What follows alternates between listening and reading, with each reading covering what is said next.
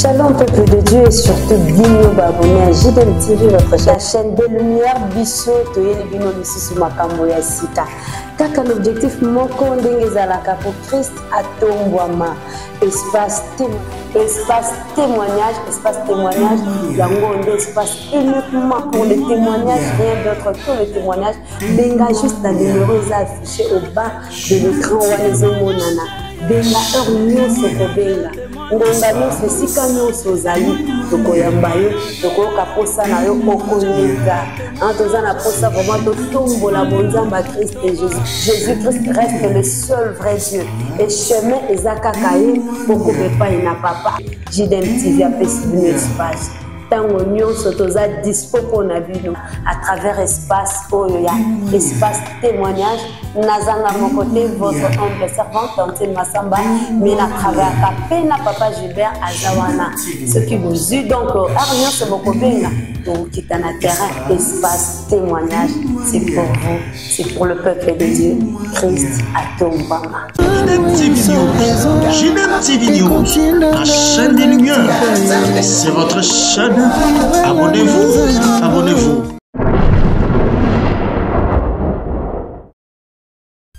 Bonjour, bonsoir, ça dépend du lieu où vous nous suivez, mesdames, messieurs, surtout vous, abonnés de JDM TV.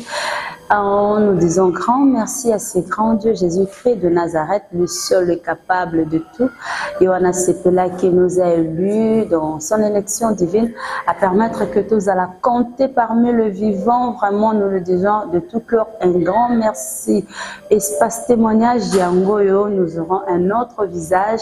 Basus Bolanda et Mbaleleki. Mais cette fois-ci, na espace témoignage, c'est pour sa première fois parce que témoignage, les autombola et ça là que Satana qui s'amassonne au bomba témoignage qu'au bombati. Aux allées païens comme chrétiens. Na qui chrétienté na on a marche non na Seigneur ça biloko nzambe pas salelio. Ils ont tellement marqué ce côté témoignage JDM TV zana. To perdre malobate, to perdre ton habit sauté plutôt. Nous passons directement la parole au pasteur Trésor Mbokolo. Il est juste à mes côtés. Azomaloba, on a fait ce témoignage. Bonjour pasteur Trésor, bienvenue. Merci beaucoup Madame Tantine, merci de nous avoir invité. Pasteur Trésor, le deuxième fois on a plateau à JDM TV, la chaîne de lumière, une chaîne chrétienne, juste pour un témoignage. Pasteur Tolingi Toye Balelo commis un homme de Dieu, ministre de Dieu, mais Ezala Kindengenin. Kobota Manayo, tout ça, il est le pot pour se retrouver ministre de Dieu. En fait, par rapport à la question, on a besoin de moi, Sima, comme pasteur avant que c'est un peu compliqué.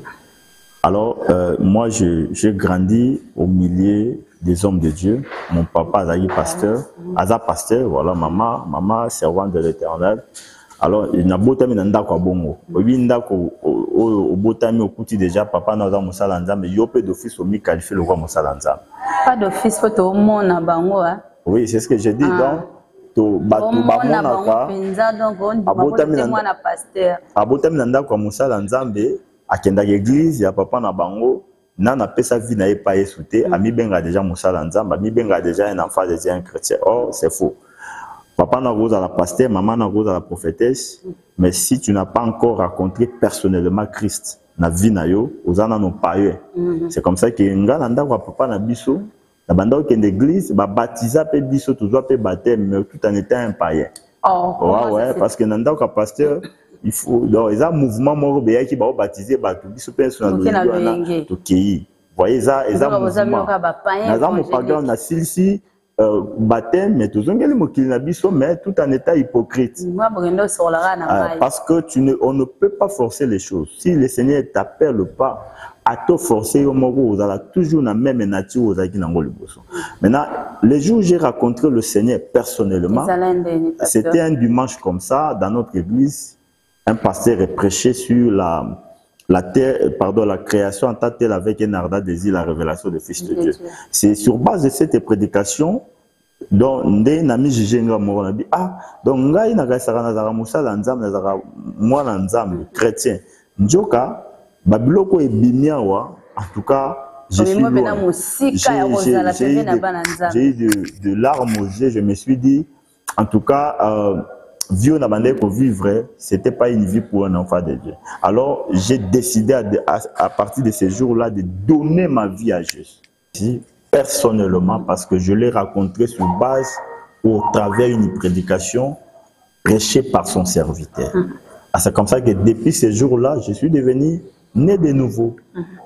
En botami asika. Kobota mano ya sika nezala ndenge ni yo bandai na zelo wana nde bato so bandana to zano kaka to sano maramoto bando sala un mona kuzu moi alcool ekoti moi chimbogi to bendi to brosser monoko après to continuer. Bon, ce qui est vrai c'est que la délivrance, le salut, ça touche l'esprit. Mais la délivrance, c'est au niveau de l'âme. Alors, quand quelqu'un reçoit Christ comme Seigneur Sauveur, la première partie qui doit être sauvée, c'est son esprit. Et puis, l'âme, à cause du processus, il y a délivrance, c'est un processus. Malembe, zate ke kaka oyambi sudoka lelo bando mela masanga otiki masanga. Bando mela makaya otiki makaya te, c'est un processus. Vous voyez? Et ça malembe, mais moi, je n'ai pas grandi dans cet environnement comme la makaya, non, moi, ce que je reconnais, je prenais de l'alcool. Mais, na ba niveau, ba maraté. Mais, tant on a yambi yesuko la kolo pe mobiki, j'avais catégoriquement abandonné. Ngai nando suka kana, même quand j'étais religieux, quand bouteille moko mais soki na melango, na bando zaka juste pembeni ya mbeto. Donc, si on met la en tout cas, on a langue. Parce que je n'ai pas éviter la langue. Sinon, ça allait affecter. Avec la sagesse, quand même. J'étais quand même un enfant d'un pasteur. Mon pasteur, donc, au-delà d'être païen, il y a un peu de moi maîtrise. Conscience, voilà, image à perte. Père. Ce qui a aidé sa réputation, il y a l'église. Voyez, même si tout un ministère, parce que vie à pasteur, batalango pas ya ban. Batalango pas moi si naïe, batalango pas bateau, bazananda kunaï. C'est comme ça que évêque fois irréprochable. Évêque batalango fa gérer bien nda kunaï. Ce qui évêque a géré nda kunaï bien, il n'est pas digne d'être appelé un évêque. Donc c'est comme ça que moi je vivais dans cet environnement en état païen, mais na bande ko jouer hypocrisie moi religieuse.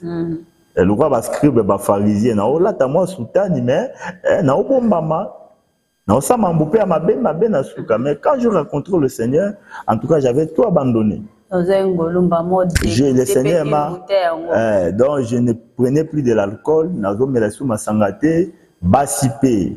Moi muke basi ndetika la ki mwandambu malembe masanga penza malembe parce que en tout cas ils ont gagné sauter mbala moko mata. Voilà ce qu'on a qui païen religieux na évangélique plutôt. On a dans la com déjà j'ai déjà accepté Christ comme Seigneur et Sauveur. Ngana zo mwa mukesi na ki païen évangélique no pour attendre on a païen moi verset pe bando bimana ngo. Ce qu'on a qui païen na Yohana. Tango mela masanga o bata mozobo ya que batba mona yo po image ya père mais si go bon pona ba chéri wana bando banga teto ba shiko bando mema bon ba ka na parler hein to goti na biso na parler ayene ga lo wa mutu nyonso to comment. Donc en tout cas et pas na biso kutu okoti moi si wapi et pas ya papa na biso okoti sa moi si ne to ando suka kala ba balabala to suka kala ba koto kutanaka mais ya go bata maman. Parce que nous avons une réputation à protéger. Il y a des choses comme ça. Mais des amis de l'école venaient à la maison. Oui, tout ça quand même, l'environnement,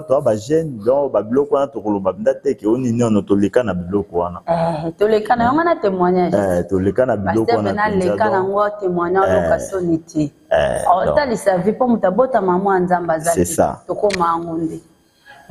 babundela ope ba chéri ngo ba soanela yo pe ah oui soko de combiner mi balé mi sato ba kutana ba soani pa yo po ki moi bien mais entre temps raisonner perso yo ke loko yo moi j'avais une chéri mo bo atela nga espion moi donc moi la classe na biso mo tout tanga nae donc muninga nae ateli nga espion alandela ngai to wana sali moko malandela nga nga na ye bagati donc information nyonso na osa na école ya omemela vous voyez donc c'est comme ça donc ça va combiner mi balé mi sato yebaka ke ba tutana OK c'est beau toyo yamba Yesu étant Seigneur et Sauveur tiki na biso à l'école mais pona ba chéri nzambe zela non donc wana nano yaki malembe donc on a eu moi ça comme il ezaki malembe moni wana ya komba eza komba ya basala nzambe mbongo basi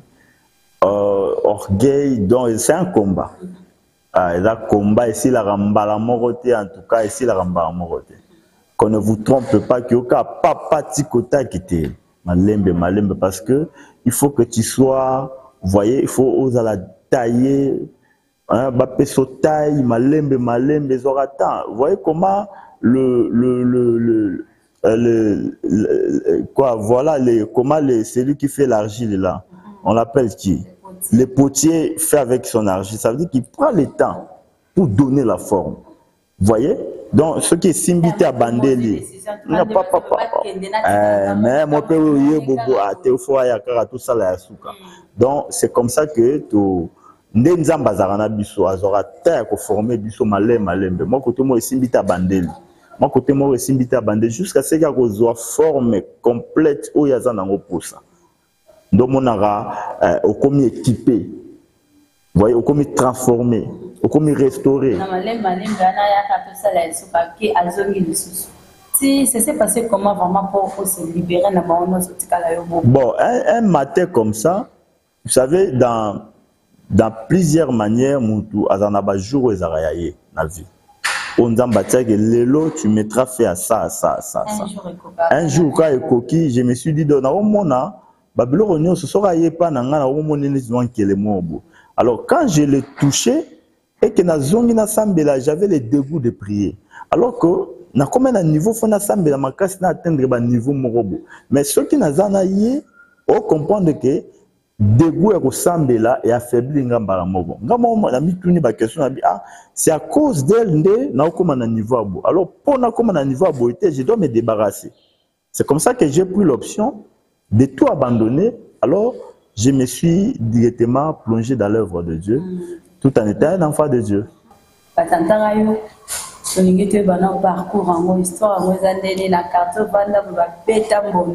Bon, avant d'abord, na comme place wana, moi, nazaki d'abord une église où papa na bisa bandel ko kamba.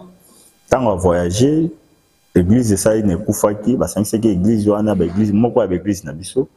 Et de là, nazaki présent à jeunesse. Parce que bandimi bazali ya pasteur. Non, et kufaki penja na sens que papa na pasteur, papa na biso ko la pasteur, azaki suna ishasa te. Alors bateau ya tikaki ba gérer église, ba koki ko supporter ouate na vision ya pasteur. Ba céder. Dès to sanga na moko ya église na biso, c'est par là que na yo koma na yo continuer parce que papa l'église à papa biso azali na koma déjà présent jeunesse. Ah bon. Alors na yo wana tant ozara pas évangélique tout temps. Non, na ko ngol da motema na comme da musa moi na nzambe papa nde ba yo ko nanga lokola présent jeunesse. Pasteur, excusez. Tant que vous avez baptême, sans que recevoir Christ dans le mouvement qui a baptême, l'église est au sein. Bon, wana nazaki ko embaka na chorale. Chorale na biso mo tondo be en chorale mo tondo be tabambunda bo JPC Jeunesse pour Christ. Tondo yembaka na chorale ka. To yemba kaka, to yemba to bando yemba sous forme ya ba chorale bikoro bo yemba banzembo na bango ale bato bazobina des choses comme ça. OK. Tu évolues pas. Après ndé tant on a eu bongola motema na yo koma après quelques temps na yo koma président jeunesse ba fermissement ba formation na comme président jeunesse. Après tant l'église est longue to sanga na ba moko ya église na biso Alors, on a continué kaka dans place toyaki, ba maintenir le roi président jeunesse. Bon, qu'on a le président jeunesse à Zalaï. En tout cas, to kutaki ezaki église ya moi muké par rapport biso toyaki na bato ebele. Ah, donc vie capacité nombre de personnes et puis nandingi na ndo sala musala kuna donc nazaki maintenir kotoyo na zala lokola président ya ba jeune. Alors petit à petit ndé ko sala que moko ya ba pasteur na biso ya communauté na biso kaka aye ko sona pasteur na biso pour que alia banda matinal mobo aza pasteur na en église te moi na patriarche na biso alia banda matinal cellule matinal ndai ko solliciter nga asengi pas pasteur na biso nde pasteur na bibo lokola pasteur na pasteur Francis Mahambi lokola les gens matinal c'est pas une église bon à Pessinga tant à Pessinga na kei to travailler en tout cas il y a lokola pasteur nga za frère assistant voilà tout travail en tout cas ce qu'a voyager à Zongi à toute église matinale de Fungwami à voyager à Zongi en tout cas je ne savais pas vraiment que j'avais un appel alors si et au sala que a eu vision à bâtir d'ailleurs il s'en a non n'a eu vision à bâtir mais le Seigneur me dit que je dois travailler avec toi on a dit non contrat ngana ezaki matinal mais oh il comme autre chose il fait na kende ressemble là sala nzambe ngana linga na ngote ba charge voilà na kena sambela le Seigneur me dit va travailler avec lui. Pasteur Momotona, est-ce que tu vois au loba qui c'est là na kena sambela ils allaient réellement na monter manoto linga ko CPC non na ya CPC vraiment parce que na moment ngana koma ki ezali moment sous na saba vantina mama nzambe OK donc ça na biso likambo fe na sala likambo fona eba volonté nzambe sikani nzamba lingi nazala alors na ke ko sambela le Seigneur me dit va travailler avec lui tant on a ke ko ça va pasteur nanga va passer na wa bi niet au sala ngote il faut zonga ko donc non le Seigneur m'a parlé qu'il n'a qu'un dîner travailler na babino tika biso peto stoko ta retraite bango nyo église mon baba serviteur ba koti retraite tango babimi na tout na bango nzambe na lobité aux obligés aux non le Seigneur m'a déjà parlé j'ai été convaincu que je dois aller. C'est comme ça que j'ai quitté chez nous na keko travailler na papa wana to bandaki vraiment tende bango bampaka bakulu to babaki na nzamba lobel bango te to yo kapel faut ba ezala tester tout ça ezala approuver même la père spirituel na yo hein sikoyo ndenge bango yo okendaki wana ezali mutu makasi to ezalaki nini ndenge okendaki bongo sans que bango bapesa autorisation na sima ekreaki nini. En fait ezalaki moi tout mon robot natikaki na sima parce que j'avais un département que je gérais mais mutu na façon atambolaka na nzambe bisika eloko nga na yebi que ça ce n'est pas un péché na sango pe lokola un fils rebelle te. Non, ça sur base de la révélation que j'ai reçue du Seigneur. En tout cas, le problème avec le Père, il faut que papa comprenne que Nzamba ko benga moi na pe personnellement. Tant que moi na ko expliquer. Vous savez que ça na papa mususu ayebi que Nzamba benga yo, mais aboya libéré. Peut-être otala ngongano écoute, ozomona te papa. Ba surtout le jeune. Ake wawa okende appel ezali fanda na makolo aotala okende me ngongano ekokite biloko nga perfona kotisa yo non na kotisi yo te yo keimba aletango bitumba ministère etelema to mona lelo ba okatisa bangambo ah ouais so okatisa ngambo talobi na bomi borava bore bomangai ah ouais est-ce que ça qui par rapport à bongo tende ba père balinga ba retenir yo bon na yebi penda ba motivation na bango te mais ce qui est vrai c'est que ba boya ki kaka na kende parce que j'avais un engagement j'avais un poids que j'ai donné à l'église na ina support mo boy ce temps on a longo mo neuf na terrain bon je sais pas vraiment mais on était tellement nombreux au bando sel nzambe ba évangéliste Firmin ba frère Jiresi ba to bazaki mo ebele to sel nzambe mais place on na bande pe ko gérer ezaki moi tant on a longo moi vide pour faire ça bon tu vas no gérer idée ya ko apprendre d'autres personnes exactement que voilà comment les choses marchent. Parce que j'avais un comité que je travaille avec. Alors même si on travaille, d'office il faisait déjà l'œuvre. Mais pour moi, ce n'était pas le poste que j'occupais, mais la personne. Il ne voulait pas libérer la personne. Au-delà, il y a jeunesse, j'avais d'autres que je prêchais déjà à l'église. Je modérais à l'église. Je faisais des choses à l'église. Alors que moi, je voyais là où le Seigneur me parlait. Tant on a accueilli, on a travaillé. Tout le monde est à zéro. Moi, rideau informe vide. Alors, j'ai beaucoup travaillé avec le pasteur. Je peux citer son nom, le pasteur Ribet. Pasteur Ribet Belanga, tout travailler. Là, je travaillais comme son assistant, mais je n'avais pas encore un appel. Comme c'est un frère, on a travaillé dans le pasteur, mais on n'a pas appel. Mais à un moment donné, comment on a vision, mais je ne comprenais pas. Si on a une vision, on a interprété, on a à ce moment-là, il y a discernement des esprits et puis il y a une interprétation à son jeté. Bon, un jour, on a accueilli une retraite dans Matondo. Place Morobo, qui est en retraite dans Matondo, dans ma campagne. On a écouté le prophète Morobo. Tant on a détaillé la sorte, la façon, la manière, la vision, directement, il me regardait et me dit, mais toi, tu as un appel. Ça, c'est un appel, le Seigneur t'appelle. Appel. Mais qu'est-ce qui se passe? Il y a une interprétation. Maintenant, tant on a zongi, on a pasteur, maintenant on a kilo, on a travaillé pour toi, on a appel. Et ça signifie quoi? Alors, il y a ça que tant on a fait ici, on a dit oh, quand le Seigneur me parlait, on a déjà au courant, mais moi, il y a alors, tant on a ici, ils ont été sensibles pour me dire que tout ce que tu dis, le Seigneur nous a parlé de ça.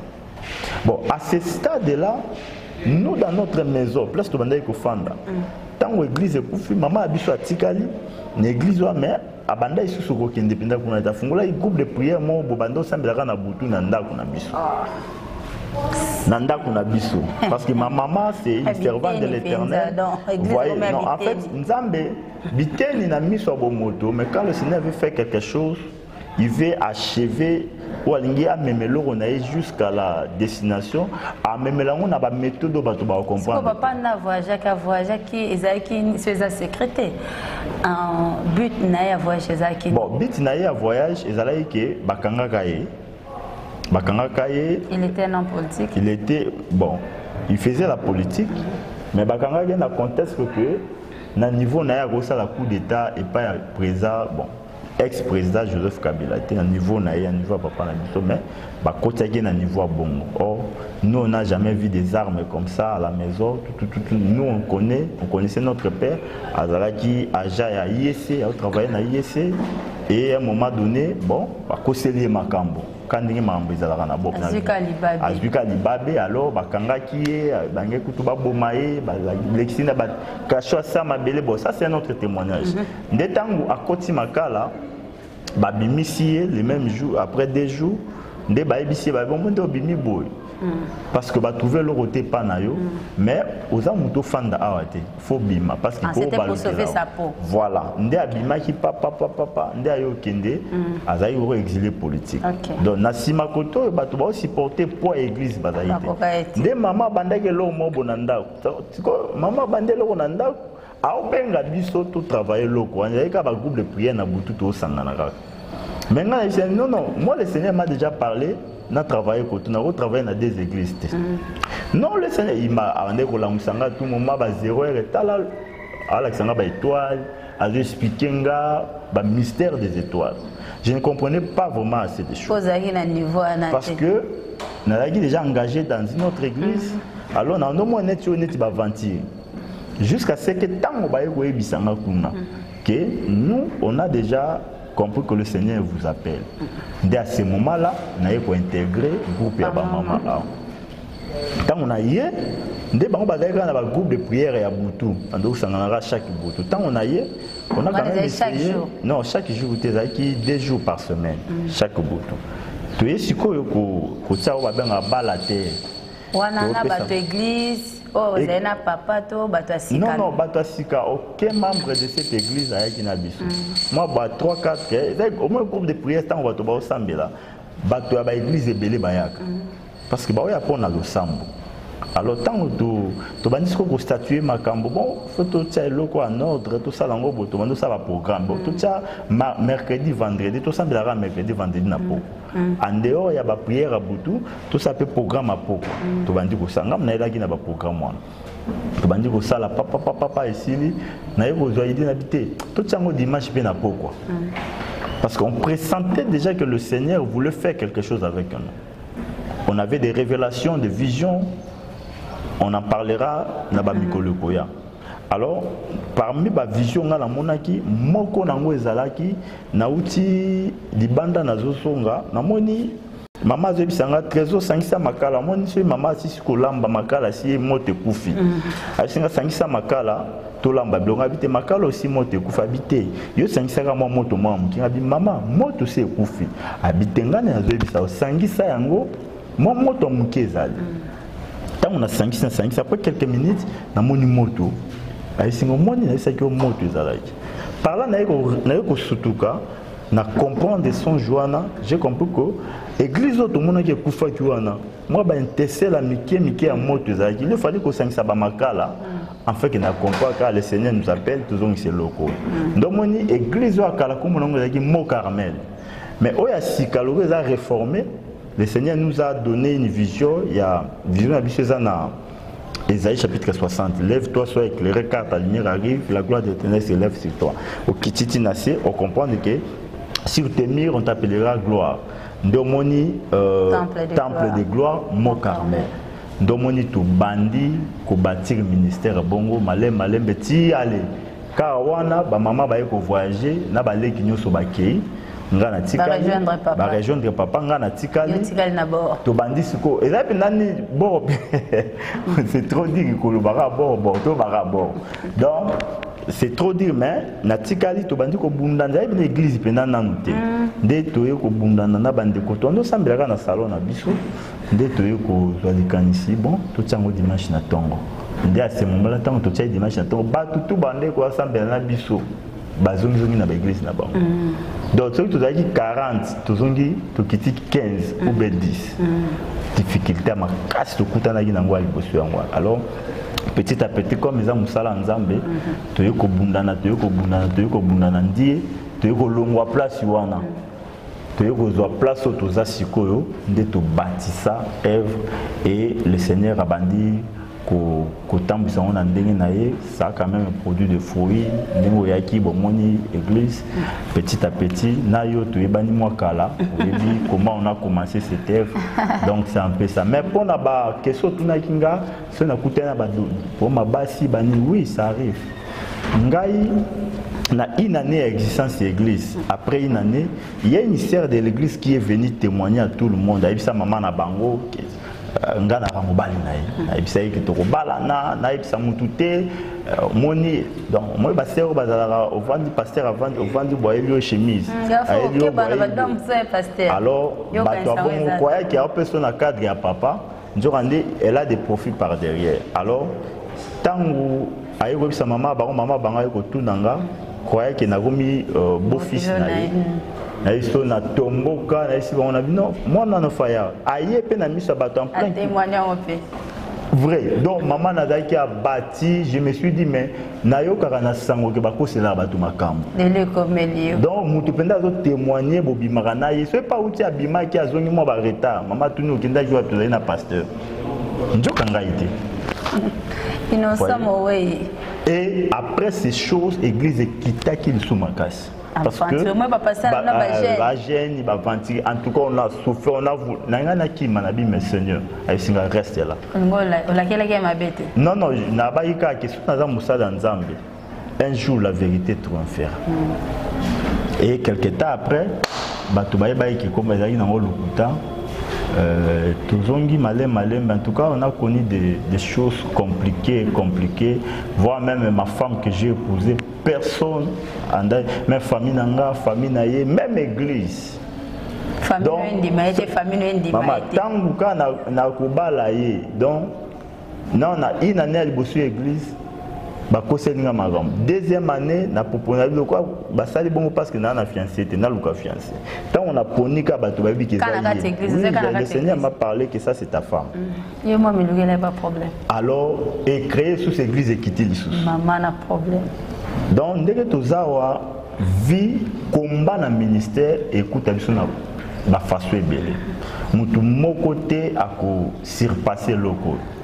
Tout le monde passera par là parce que lui-même, le Seigneur, quand il a un ministère à Jésus, on comprend que l'église n'est pas quelque chose, ce n'est pas un cadeau que le Seigneur donne aux serviteurs. L'église, c'est un combat. C'est une charge. Quand il a un début à ministère à Jésus, finalité à ministère à Jésus, tu comprendras l'église. 3 ans, Pamba. Tu vas comprendre la nature de l'église. Ça veut dire, lui-même, il dit, celui qui veut me suivre, Asani. Amema ekulu seza gâteau te. Ekulu seza banjube, ekulu seza barégé, ekulu seza coco c'est la makambo, ekulu seza sécheresse. Ça veut dire que tout maramonio soit mabe comme il a eu ce comme il a pu musala. Maman sécheresse zangi pe rolé. Maman au sambeli kolo benda l'action na butu que je vais te bénir. Mais je vais te bénir au gasika na tongo ange moko roya. Il y a pas une année, 3 mois, 5 mois, calvaire comme pas possible. Mais le Seigneur nous soutient toujours. Vous savez, quand le Seigneur vous appelle, vous avez une assurance moko, il y a différents moutons nzamba bengi été. Na opé cet exemple moko, aux yeux des tonneaux, au remplir on a maille, au couvrir en haut. Allez, na tonneau moko, tonneau sont balotier ban poukou mi balé. Mais na tonneau moko, otobolika moi les douceurs ta na tonga, ata moi c'était à mouké. Mais wana kuna rotobolate. Alors tika bango pendant quelque temps. Au moins que oh les douceurs ezate à kufa avant. Parce qu'à là partout tout autour de lui, à mon amulili na mulili. Mais oyo eza moi les douceurs mouké tango a on nager wana, tanga tomboli miso on quand même moi ba rayon soleil. Ezobeta. Ah, c'est que liboso kuneza moi bien na persévérer. Vous comprenez? Différence c'est ça, c'est dit biso to na moi les douceurs mouké, moi intessel na mouké. Donc soko ça la nzambe maman tantine. Nyo c'est cause à la rosité. D'abord nous on ne commence pas par la rose, nous on commence par la croix. Quand tu travailles avec Dieu, tout autour de toi, nyo c'est zaka malamuté. Oko fait la paix. Felipe maman penjo bande ko simba yo. Oko fait la paix mwana. Bako bengana pe na musala. Nzambenga mna samba na na uti. Bako bengana pe bano na ba bengana bino pe na ndako beaucoup mo va en église. Ça arrive. Mais une chose est vraie. Quand on a un appel, et tout appel a toujours été suivi par une promesse. Alors la promesse ezabiloko nzamba zolamba, alamba on a lola. Soke beli a servir au canamesa. Peu importe le niveau de traverser, ceux qui t'en a eu coquille, au monde arabe biloko na miso, au monde arabe au luka musala trop lembi, mais ba bengo ka musala mon a facilité. Au luka libala trop esimbité, ba kosi kosi yo, ba fiancé ba kei. Mon à un moment donné mutuma bimi ko tshela ke likate. Yo anda balio. Ça veut dire que tant que tu as mutu kokaka, mutu nyoso na vie na ye, ana ta nzamba bombisa, alors que vous allez presser na vie. Vous allez presser parce que si vous allez presser, vous allez voir l'autre. A weleli, bisika verdir ezalaki pour aller ça bampate. Plus tard, soka yebaki ki place on vous allez consumer par le feu. Parce que la Bible dit l'autre abimi maboko pamba. Non seulement consommer mais autika nyonso. Abimi maboko pamba. À perdre moi si naie, tant que babimi pena moi na bana ba commettre inceste et créer ba moabite. Vous voyez, ba monite, ça veut dire que des choses compliquées quand vous abandonnez le Seigneur. Ou soit ceux qui vous a pressé na makambo nzambe. Tika bango ba simba kisi. Tika bango ba welela, keka malembe. Yo talaka intercelle, biso to tambola na nué na biso ya lokola boussole.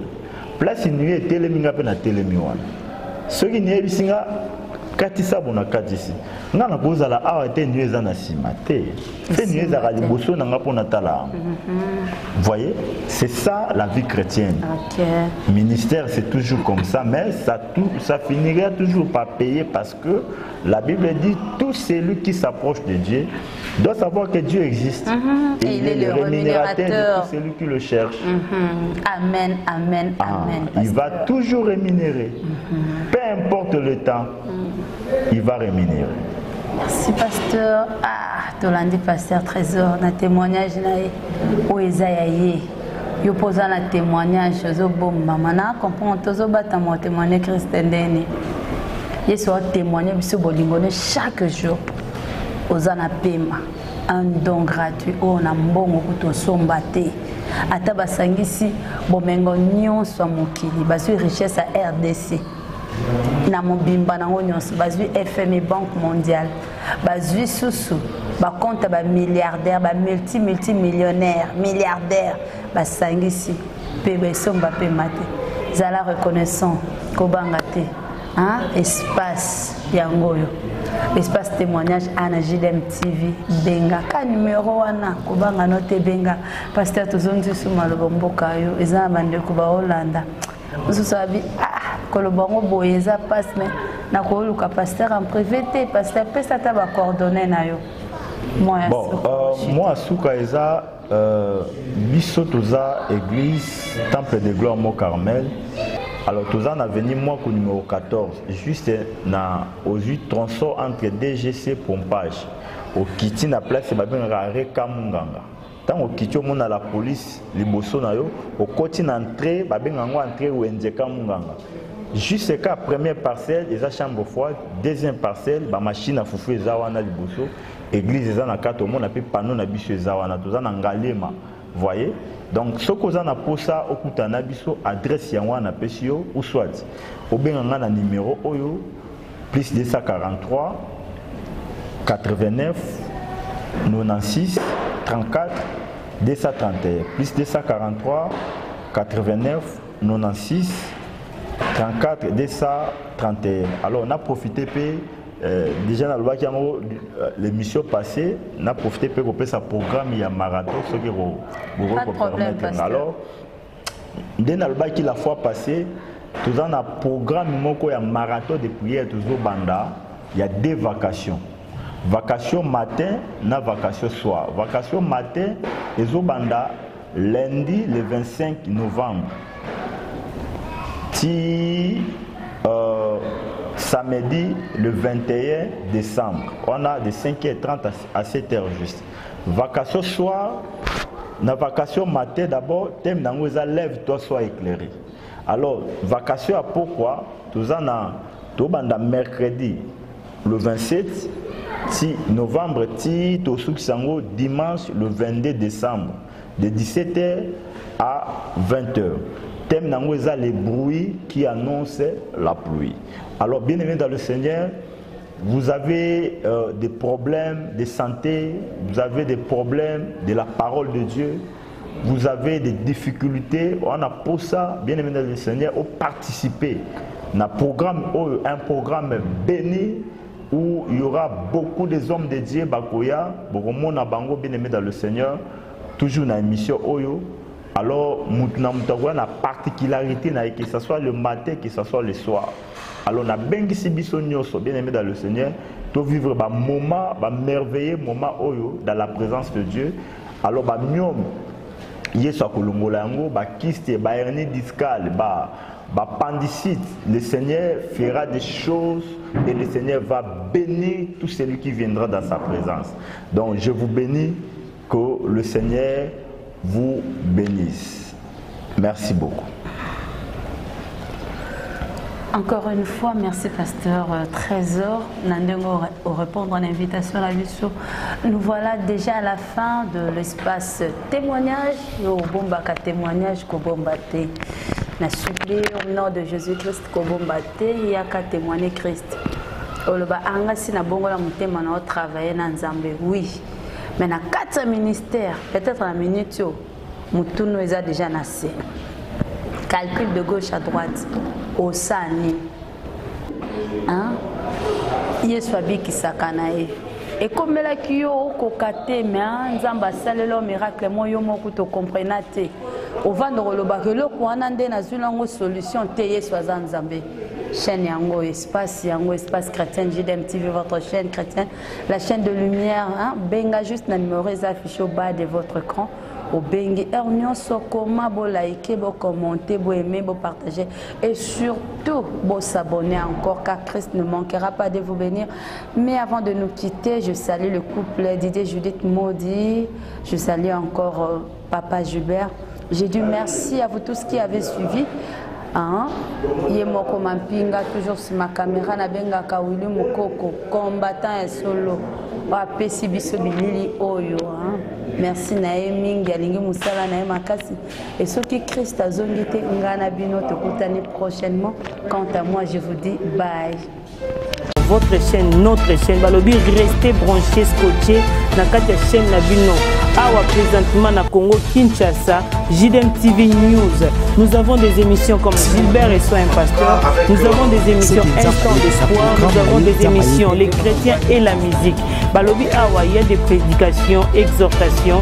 Nous sommes là pour exhorter, pour éclairer. Balobi Tikala Wana Zala branché ko Zapete. Boka télécommande Landa JDM TV News Tikala Awa. Yebisan de Kwaza Pembe Nayo à s'abonner.